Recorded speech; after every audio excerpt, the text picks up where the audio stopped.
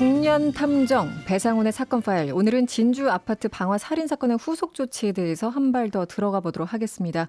전 서울경찰청 범죄심리 분석관이셨죠. 배상훈 프로파일러 함께합니다. 어서 오세요. 예, 안녕하세요. 네, 안녕하세요. 지난주 수요일이었어요. 이 사건이 발생한 날에 저희가 그 배상훈 프로파일러님 급히 모셔서 인터뷰를 했던 기억이 있습니다. 이 안인득 씨가 계속 횡설수설을 합니다. 이 사람 지금 심리 상태를 어떻게 봐야 될까요? 사실은 횡설수설한다는 표현 자체는 적절하진 않은 것 같습니다. 이건 네. 이제 일종의 망상사파가 유지되는데, 망상사파라는 것은 길게 될 수도 있고 짧게 될 수도 있습니다. 그러니까 우리가 이제 정상인 사람을 대상으로 심리 상태라는 걸 얘기를 할 수 있는데, 정신적으로 스트레스가 있는 사람한테 심리 상태가 어떠다 묻는 자체는 사실은 성립이 안 되는 거죠. 그죠. 적절하지 않으니까 성립은 되지만 적절하지 않은 거죠. 아직까지 우리가 네. 우리 대한민국이 어떤 이런 부분에 대해서 정신적 스트레스 있는 사람의 범죄에 대한 연구가 사실 아주 천박합니다. 그렇기 때문에 네. 질문 자체가 사실 이렇게 될 수밖에 없어서 네, 안타깝지만은 네. 그러면 심리 상태가 어떠해야 되느냐, 어떻냐라고 네. 하면 정확히는 망상사파가 좀 간격이 줄어들고 있다. 이렇게 망상사파요? 예, 망상 에피소드라고 하죠. 망상 에피소드. 그러니까 저기 굉장히 그 허황된 얘기들을 많이 하는 겁니다. 네. 맥락이 안 맞는 여러 가지의 종류들을 쭉쭉쭉 계속 내뱉는 겁니다. 지금 그래서 말씀을 좀 드리자면 이런 얘기를 해요. 학창 시절에 본인이 어려운 친구 도왔다. 나는 또 폐지 줍는 노인들도 도왔다. 이렇게 얘기를 하고 있거든요. 이 선행에 대해서 강조를 하고 있는데 이게 어떻게 연결이 되는 겁니까? 맥락을 이해를 하시면은 네. 형사들이 이제 이런저런 얘기에 대한 그 사건에 대한 뭐 취조를 하는 신문을 하는 과정에서 이런저런 얘기에 대한 동기도 묻고 그렇게 되는데 그렇게 되면은 이런 답이 나올 수밖에 없습니다. 자기 스스로 변호하는 건가요? 그렇게 되는 거죠. 그러니까 사실은 좀 우려하는 부분이 있었는데, 사실 이런 정신적 스트레스가 있는 범죄 용의자한테는 애초에 작전을 짜서 프로파일러가 주도를 가지든 아니면 형사가 주도를 가지든 아니면 어떤 관련된 사람이 주도를 가져갖고 큰 스킴에 의해서 신문이 진행돼야 되는데 네. 형사가 했다가 프로파일러가 했다가 또 잠깐 쉬었다가 또 했다 그러면 정상인 사람도 사실은 헷갈리는데 네. 이 안인득 씨 같이 정신 스트레스를 많이 받았던, 이게 제가 왜 구체적인 병 얘기를 안 하냐면 그건 네. 제가 할 영역이 아니기 때문에 스트레스 받은 사람들은 더 헷갈립니다. 그러니까 사실 취조 신문 방향이 잘못됐다고 하긴 좀 그렇지만은 사실은 일관되지 않은 건 큰 문제입니다. 네. 그러니까 취조하는 방식 자체부터도 지금 우리가 제대로 체계가 되지 매뉴얼이 않았다. 잘 부족하죠. 제가 왜 그럴까요? 프로파일러였기 때문에 너무 잘 알지 알고 않습니까? 예. 개선이 안 되고 있군요. 일단 이런 사람들 보면은 이거 영화의 한 장면 같기도 한데, 횡설수설, 지금 뭐 여러 가지 생각 때문에 특정 병 혹은 정신질환 때문에 횡설수설을 하는 경우도 있겠고, 아니면 일부러 왜 그런 척하는 경우 있잖아요. 그런 걸 어떻게 확실하게 구분할 수 있습니까? 프로파일러 분들은? 대단히 당연합니다. 왜냐하면 정상적인 사람도 거짓말도 하고 거짓말 막 할 수 있죠. 또 그냥 진실도 말합니다. 이렇게 정신적 스트레스 받은 사람도 똑같습니다. 거짓말도 하고 진실도 얘기합니다. 섞여서. 우리가 생각하기에는 이런 특정한 정신적인 스트레스를 갖고 병을 가진 사람들이 다 완전히 거짓말을 한다. 완전히 진실한다. 이런 편견을 가지고 있는 겁니다. 네. 실제로는 조현병도 정도가 1부터 100까지가 다 다르고요. 네. 그 프로세스가 다 다릅니다. 이거를 이렇게 1도 양단으로 확 나누는 거. 네.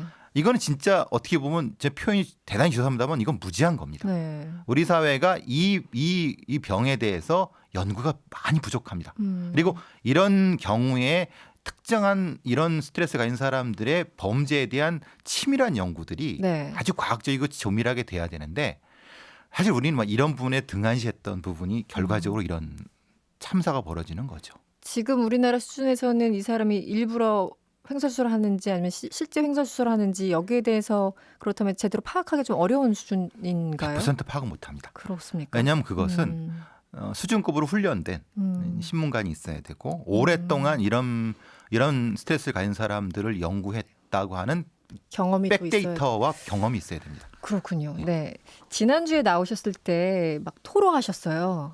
이게 아직도 안 돼 있다. 막 문제 많다 그러셨는데, 바로 이제 의료 쪽하고 경찰 쪽하고 범죄 데이터가 공유가 안 돼서 그 중간에 있는 사람이 바로 이 사람 같다. 이렇게 말씀을 하셨는데요.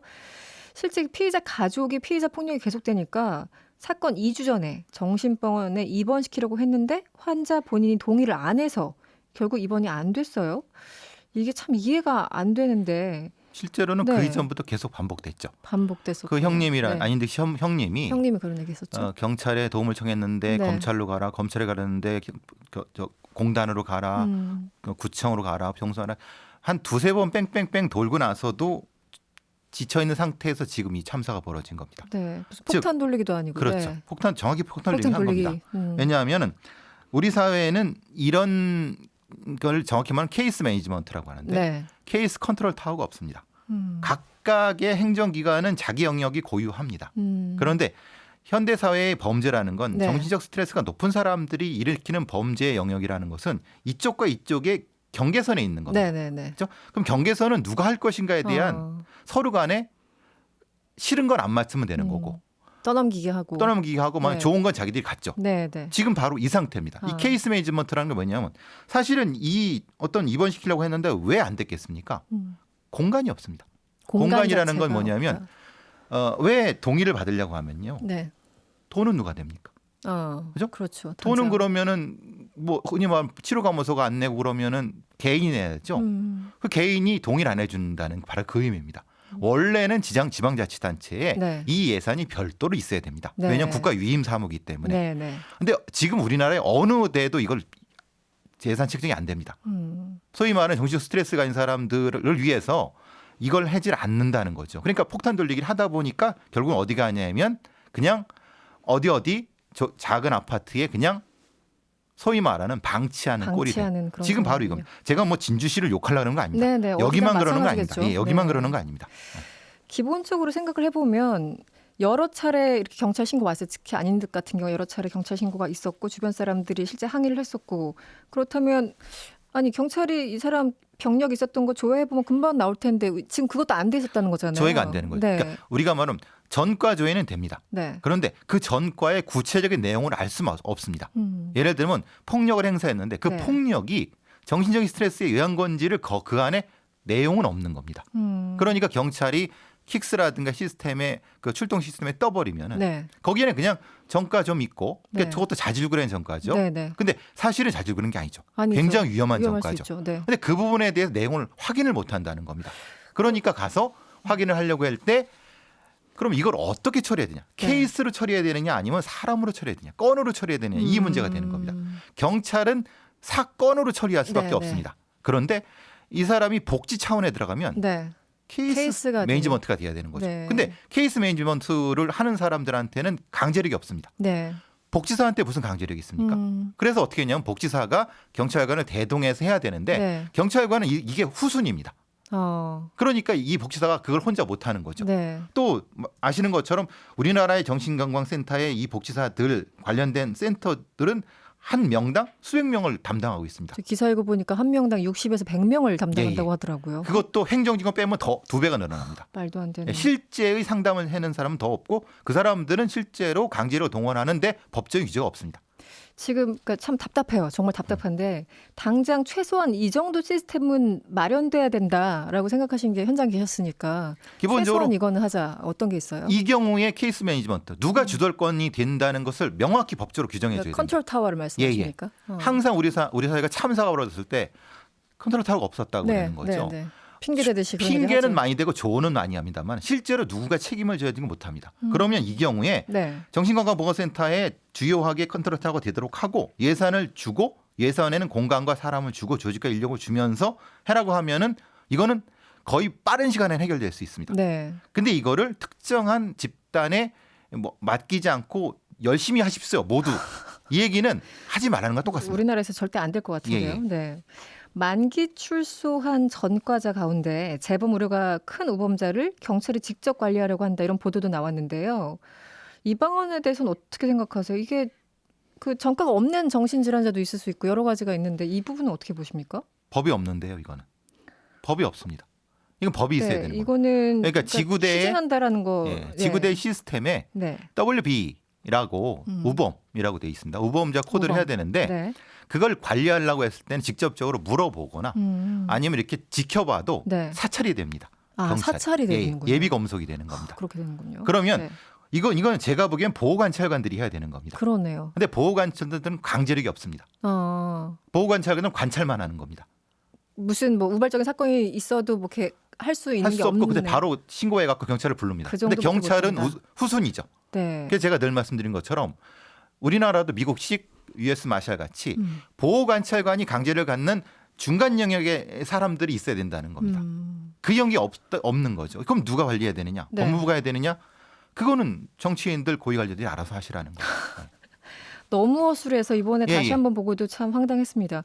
이런 얘기도 있었어요. 그 뭐 정신질환자의 범죄를 막을 수 있는 제도적 보완 뭐 이런 걸 하면서도 이런 거요. 그러니까 한국토지주택공사가 임대 아파트의 위험 입주민을 내보낼 수 있게 하는 법 개정을 추진한다 하는데 이 방안은 또 어떻게 보세요? 내보내면 어디 갑니까 이분들이? 그러니까요. 저도 이거 좀 이해가 안 되는 방안 그러면 저기 같은데요. 우범지대에 이 적도 없는데 가서 어떻게? 그러니까 토지주택공제의 대책은 될 수 있습니다. 그 자체는 토지주택공사가 내는 대책은 될 수 있는데 시나 도나 국가가 내는 대책은 아니죠. 그죠. 누군가가 책임을 지고 그렇죠. 이건 관리를 해야 폭탄 돌리기죠. 되는데 예. 전형적인 폭탄 예, 예. 돌리군요. 마지막으로 질문이 이겁니다. 이 경찰 내부에서 그물총을 도입하자 이런 의견이 나왔는데 알고 봤더니 테이저건이 제 역할 못했다고 하더라고요. 일단 그물총이 어떤 거예요? 그물총은 이제 그물처럼 그러니까 스파이더맨의 그물처럼 확 날아가는 말 그대로 건데 그물총 같은 거군요. 그러니까 충격을 안 주면서 네. 체포를 할 수 있는 건데 실제로는 이것도 비용이 비쌉니다. 비용이요. 한 개에 거의 뭐 한 7, 80만 원 되나요? 한 개당 100만 원이죠. 100만 원 정도 하는 그 정도. 겁니다. 네. 이거 누가 쓰겠습니까? 썼다고 해서 보고서 엄청 씁니다, 경찰이. 그죠? 또 혹시 잘못하면은 예. 거기다가 잘못 눈이라도 맞으면은 또 그것도 그 문제네. 누가 책임져. 음. 그래서 저는 늘 말씀드린 것처럼 그러니까 고무총탄 같은 거 이스라엘제 고무총탄에다가 네. 솜 같은 걸 이용해서 네. 종이가루 같은 거를 충격을 줄 수 있는 그런 기술들은요 찾으면 얼마든지 있습니다. 다른 나라에 뭐 활용하고 있는 게 있을 거 아닙니까? 아까 제가 말씀드린 것처럼. 어. 그러니까 그런데 연구 개발을 안 하고 왜 도입을 안 하죠? 저는 모르겠습니다. 관료들한테 물어보시죠. 예. 근데 저는 항상 참 아쉬운 답답하네. 겁니다. 네. 분명히 사례들이 있습니다. 제가 말씀드린 것처럼. 아니 지금 국회에서 배상훈 프로파일러 한 분만 모셔놓고 해도 웬만한 대안이나 이런 게 다 나올 것 같은데 그걸 못하는 게 아니라 안 하는 거죠 지금. 관심이 없으신 관심이 거죠. 없는 예. 거군요. 선거에만 관심이 많으셔서 다들. 네, 알겠습니다. 전 서울경찰청 범죄심리분석가 배상훈 프로파일러와 함께 진주 아파트 살인 사건 조치들에 대해서 얘기해봤습니다. 고맙습니다. 감사합니다. 여러분의 퇴근길을 꽉 채워드립니다. 평일 저녁 6시 5분 이승원의 세계는 그리고 우리는